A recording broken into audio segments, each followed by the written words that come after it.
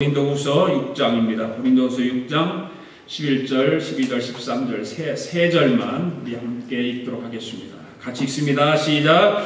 고린도인들이여, 너희를 향하여 우리의 입이 열리고 우리의 마음이 넓혀졌으니 너희가 우리 안에서 좁아진 것이 아니라 우리 너희 심정에서 좁아진 것이니라.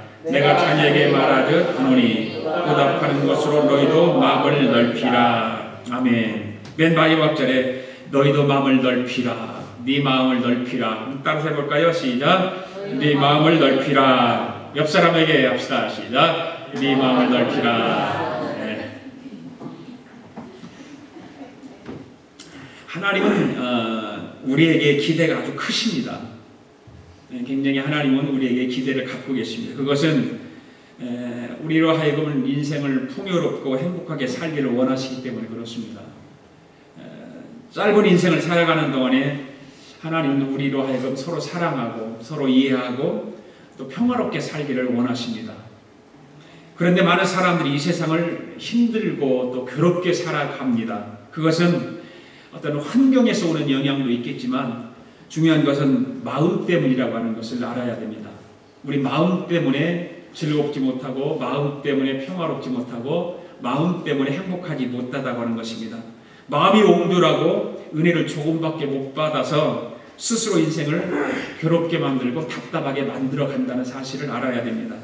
이런 사람들은 태생적으로 마음이 좁고 답답한 사람으로 태어난 사람들도 있지만 또 그렇지 않은 사람들도 있지요. 그래서 그렇게 태생적으로 태어난 사람들은 매사에 불평하고 또 오해도 많고 사소한 일로 다른 사람들과 다투면서 괴롭게 살아가는 사람들, 태생적으로 태어난 사람들이 있어요. 그렇게 태어난 사람들, 옹졸한 사람들, 마음이 답답하고 좁은 사람들. 그 반면에 마음을 넓게 가짐으로 인해서 인생을 평화롭고 여유있게 살아가는 사람들, 태생적으로 그렇게 태어난 사람들이 있어요.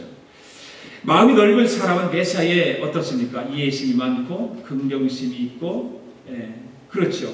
평화로운 거예요. 마음이 넓은 사람들. 그리고 다른 사람을 좋게 하고 다른 사람을 기쁘게 하고 다른 사람을 기분 좋게 하고 신나게 만드는 사람이 마음이 넓은 사람입니다. 오늘 우리 자신들을 돌아보는 시간이 될 수 있기를 바랍니다. 나는 어떤 사람인가? 나는 태생적으로 마음이 좁은 사람인가? 태생적으로 마음이 넓은 사람인가? 아니면 마음이 좁았었는데 예수 믿고 나서 마음이 넓어졌는가? 한번 돌아볼 수 있기를 바랍니다. 우리가 가정생활을 하면서 부부간에도 마음이 넓은 마음을 살아야 되는데 정말 내가 넓은 마음을 가지고 사는가? 아니요, 남이 티격태격하면서 힘들어하면서 사는가?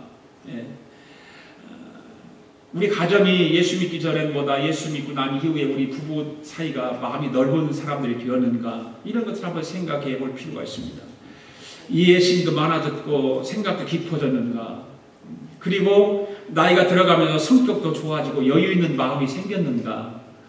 어떤 사람들은 나이가 들면서 더 좁쌀 영감처럼 좁아지는 사람도 있잖아요. 좁쌀 할머니처럼 좁아지는 사람도 있고요. 나이가 들면서 여유롭고 넓어져야 되는데 나이가 들면서 저 좁쌀 영감처럼 좁쌀 할머니처럼 아주 그냥 자질구레하고 그래 꽁하고 살아가는 사람이 얼마나 많은지 몰라요. 나이가 들면서 나는 정말 여유 있는 삶을 살아가고 있는가? 아니면 고집불통으로 또 독선과 편견이 많은 인가로 전략했는가? 우리 자신들을 한번 이렇게 돌아보면서 나는 어떤 사람인가 한번 생각해 보기를 원합니다. 한 식료품 가게 주인이 있었는데 그 식료품 가게 건너편에 또 하나 식료품 가게 생겼어요. 그런데 이 식료품 가게 주인이 그 건너편에 이제 식료품 가게 안에 생겨서 자기의 가게가 점점 이렇게 좀 안 되고 그래요. 그래서 스승을 찾아갑니다. 스승을 찾아가서 그런 이야기를 합니다.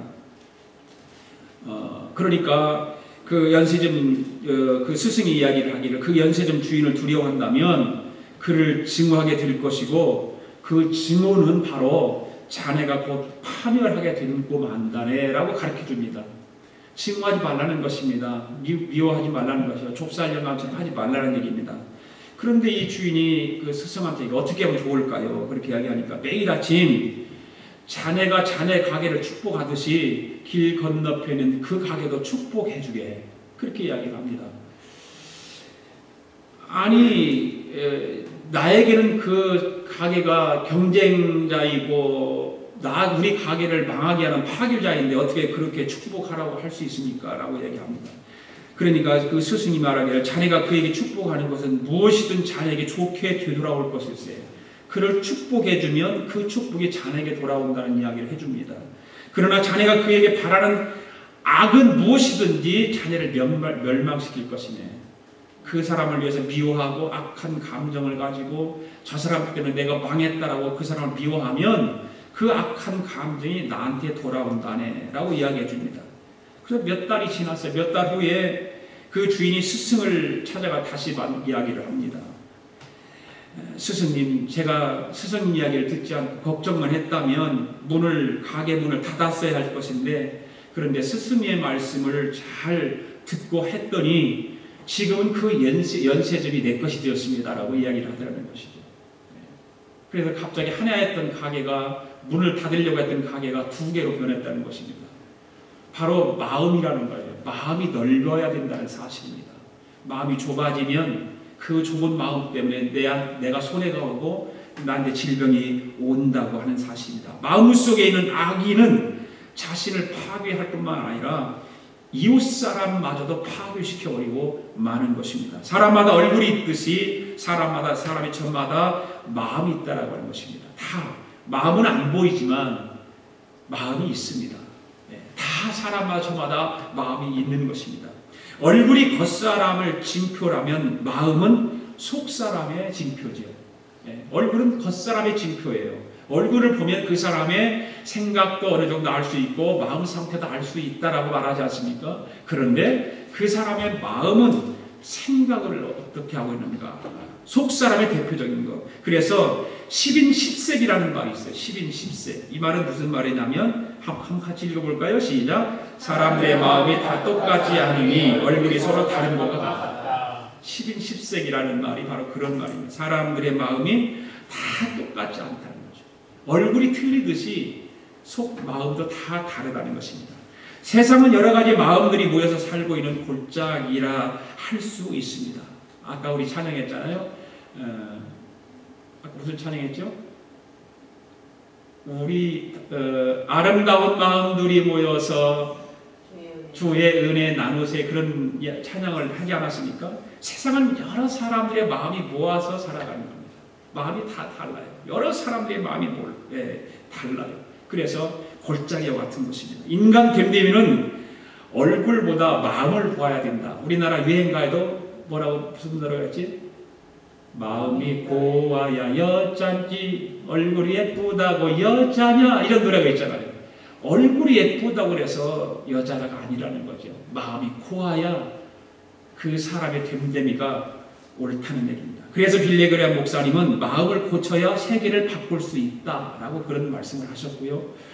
또 안병옥 교수라고 하는 사람은 세상에서 중요한 공부는 마음의 공부라 그렇게 말했어요. 마음을 공부하는, 세상에 지식을 쌓는 것도 중요하지만 마음을 공부하는 거예요. 마음. 그래서 대학교 들어가면 교수의 교수의 모든 그런 인생관을 배우는 거, 학문을 배우는 것도 중요한데 그 교수의 인생관이 어떤 것인가, 그 교수의 사고가 어떤 것인가, 그걸 배우는 것 아니겠어요? 학문만 배우는 것이 아니거든요. 선생님의 그 교수의 인격과 그 사상과 이런 것을 배우게 되는 것입니다. 바로 그 선생님의 마음을 배우는 거예요.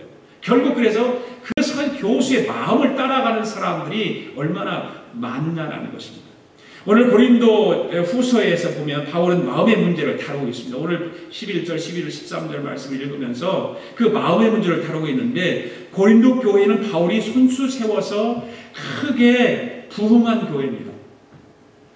고린도 교회는 정말 그렇게 부흥을 잘해서 많은 주위의 사람들에게, 주위의 교회, 그 아시아 교회들에게 큰 영향을 주었던 그런 교회입니다. 그런데 오히려 그렇게 부흥한 교회가 큰 문제가 있었고, 그런 어려움이 있었습니다. 교회가 분쟁과 또 어떤 음행과 소송 사건을 통해서 교회가 얼룩져 있었습니다.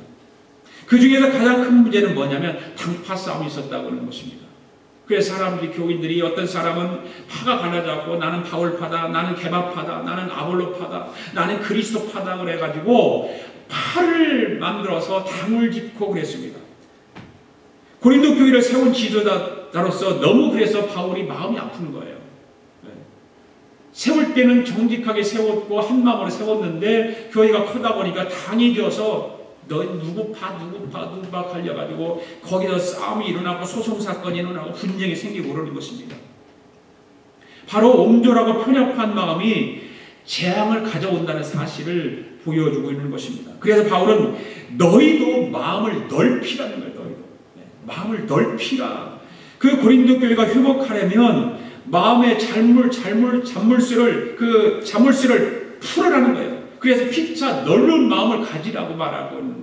그 옹졸하게 마음의 자물쇠를 잠궈놓고 있지 말고 마음의 자물쇠를 풀어서 마음을 넓히라고 이야기하고 있는 것입니다. 그래서 바울은 오늘 본문 6장에서 첫 말이 뭐라고 하냐면 1절에서 뭐라면 하나님과 함께 일하는 자로서 라고 말을 시작하고 있습니다. 하나님의 은혜를 입은 자로서 합당한 마음이 있음을 전제로 하고 있다고 말해요. 그렇습니다. 그리스도인의 마음은 이해하고 받아들이는 포용력이 넓어야 됩니다.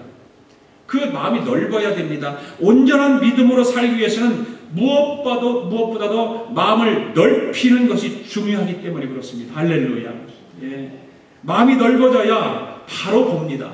마음이 넓어져야 바로 듣습니다. 바로 판단합니다. 바로 행동합니다. 마음이 넓어야 바로 믿을 수가 있습니다.